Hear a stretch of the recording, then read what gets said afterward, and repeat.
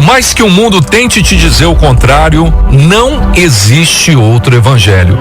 Gálatas 1:6. Estou muito admirado com vocês, pois estão abandonando tão depressa aquele que o chamou por meio da graça de Cristo e estão aceitando outro evangelho.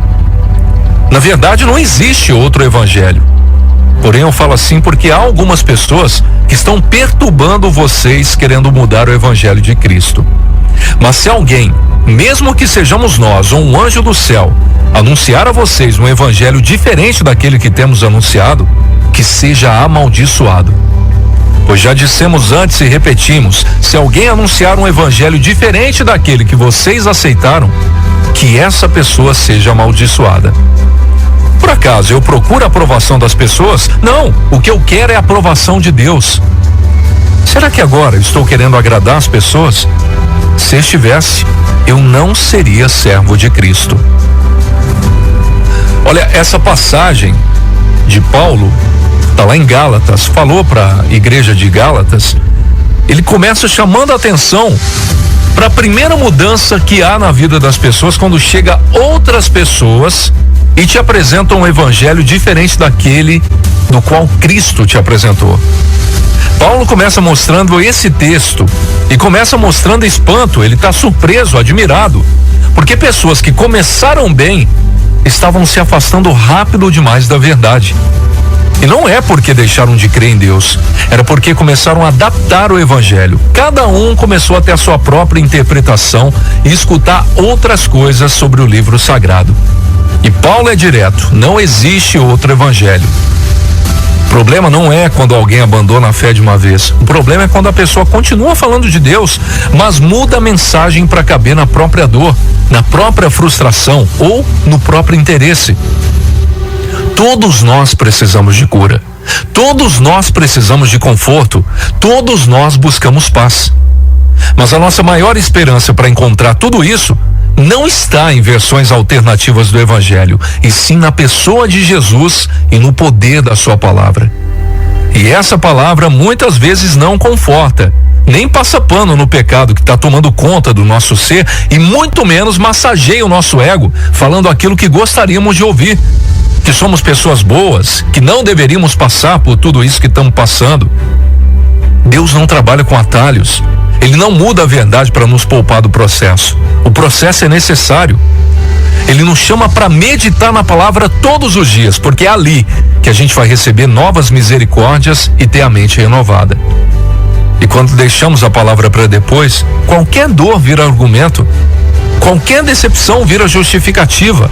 E Paulo fala com tanta firmeza porque ele sabia de algo muito atual. As pessoas usam a palavra de Deus para justificar ideias erradas e transformam a opinião pessoal em verdade espiritual. Vejo muito isso acontecer hoje em dia. Isso acontece o tempo todo. Alguém cria crendo que Deus cura, mas quando a cura não vem do jeito esperado, começa a falar de Deus de uma forma diferente. Alguém cria em princípios, acreditava em princípios, mas cai, erra, falha, e em vez de se arrepender, começa a adaptar a fé para não se sentir confrontado. Não quer escutar aquilo que precisa ouvir. Não aquilo que você quer ouvir, mas o que você precisa ouvir. Alguém se magoa na igreja, se sente excluído, ferido, ignorado, e então decide desconstruir tudo aquilo que já viveu com Deus. Hoje se chama isso de desconstrução do evangelho, só que na prática muitas vezes é apenas dor não tratada misturada com distância da palavra. E quando a gente não está enraizado na verdade, as emoções passam a mandar, e emoções mudam. Opiniões de outras pessoas, discursos mais leves, mensagens que não confrontam, tudo isso começa a parecer mais atraente, mais gostoso de ouvir, mais gostoso de ver. Sempre vai existir alguém dizendo, não precisa levar isso tão a sério não. Sempre vai existir alguém concordando com a nossa dor. Sempre vai existir um grupo pronto para reforçar o nosso incômodo. Só que Paulo deixa claro, o servo de Cristo não vive para agradar pessoas, ele vive para agradar a Deus, independente da circunstância e custe o que custar. A solução para tudo isso continua sendo a mesma: voltar para a palavra, ler, refletir, meditar, reler quantas vezes for preciso e se permitir mudar, entender o que Deus está tentando nos dizer, porque a palavra é viva, ela vai direto ao ponto, direto ali na ferida, ela corta, mas cura, confronta, mas restaura. E se a gente se afastar dela, qualquer vento nos leva. Mas se ela for o nosso conselheiro, a gente permanece firme, mesmo em meio à dor.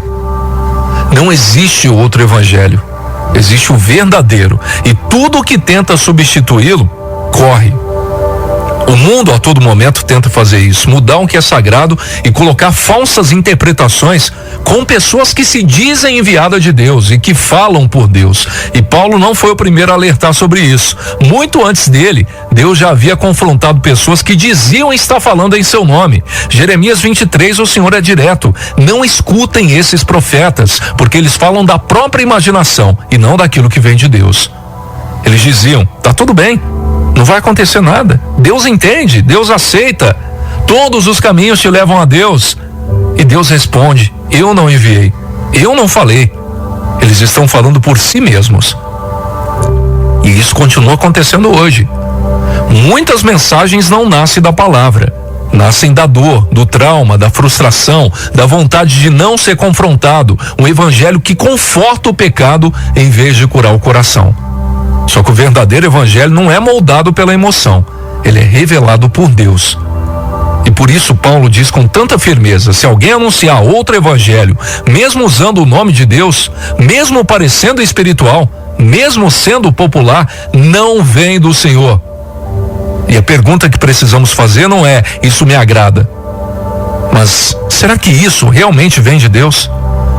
Porque nem tudo que soa bonito é verdade, nem tudo que conforta vem do céu, e nem tudo que usa o nome de Deus tem realmente a voz de Deus. Que a nossa escolha seja sempre voltar para a verdade, mesmo quando ela confronta, principalmente quando ela confronta, porque é ela que vai nos manter de pé. A verdadeira palavra, o verdadeiro evangelho.